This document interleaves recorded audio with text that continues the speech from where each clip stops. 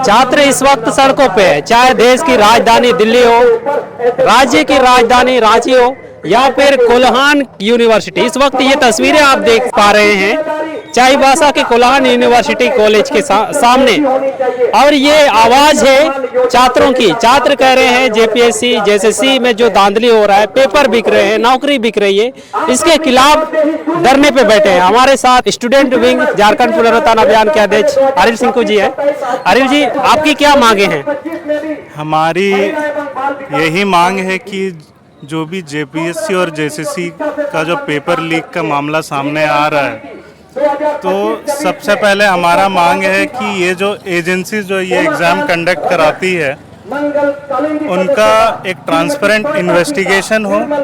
सरकार को एक स्पेशल टास्क फोर्स अपॉइंट करना चाहिए जो एक आईपीएस ऑफिसर इसको लीड करे, ताकि इसका जो पेपर लीक का मामला सामने आता है वो ज़्यादातर जो एजेंसीज़ है उनके द्वारा ही किया जाता है। एजेंसीज़ के अंदर जो कर्मचारी बैठे हैं वो पैसा लेके जो पैसे वाले लोग हैं उन्हें जॉब दे रहे हैं, और जो हमारे आदिवासी लोग हैं या जो भी इकोनॉमिकल बैकवर्ड क्लास से जो आते हैं उनको मौका नहीं मिलता है। भले वो दिन रात मेहनत कर रहे हैं, अच्छे पढ़ रहे हैं, अच्छा मार्क्स भी ला रहे हैं, पर टीडीपीएल जैसे एजेंसी जो है जो इतने साल से एग्जाम कंडक्ट करा रही है, वो आज तक सक्सेसफुली कंडक्ट क्यों नहीं करा पा रही? क्योंकि अंदर से वो सीट बेच रहे हैं। जो भी पैसे वाले लोग हैं वो सीट खरीद पा रहे हैं,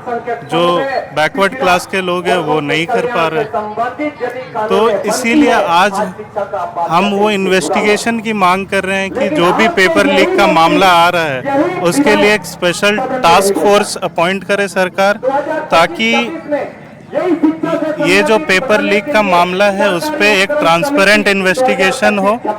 और सरकार को ये इंश्योर करना चाहिए कि जो भी ये पेपर लीक मामला में इन्वॉल्व है उन्हें स्ट्रिक्ट से स्ट्रिक्ट पनिशमेंट दिया जाए।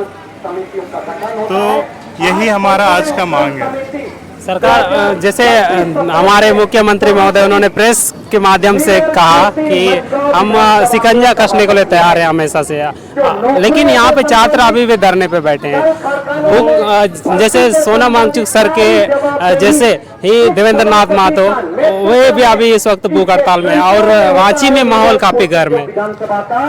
देखिए, सरकार तो हमेशा यही कहते हैं कि हम शिकंजे कसने के लिए तैयार है, इससे लोग शांत भी हो जाते हैं, पर ये जो धांधली है ये तो आज तक बंद नहीं हुई। झारखंड अलग होने के बाद से, जब से जेएसएससी हो रहा है, जब से जेपीएससी हो रहा है, खासकर जेएसएससी का हम देखते हैं हर साल पेपर लीक। इससे सबसे ज़्यादा दिक्कत उन लोगों को होता है जिनका एज पार हो रहा है, जो जेएसएससी के भरोसे में है कि हम झारखंड में नौकरी करेंगे, हम अपना जगह ज़मीन छोड़ के बाहर नहीं जाना चाहते, हम झारखंड में रहना चाहते हैं। उन जैसे लोग क्या करेंगे? हमारे बाप दादा ने अलग राज्य की लड़ाई इसीलिए लड़ी थी ताकि हमारे लोगों को यहाँ एक फेयर अपॉर्चुनिटी मिले, सबको नौकरी मिले।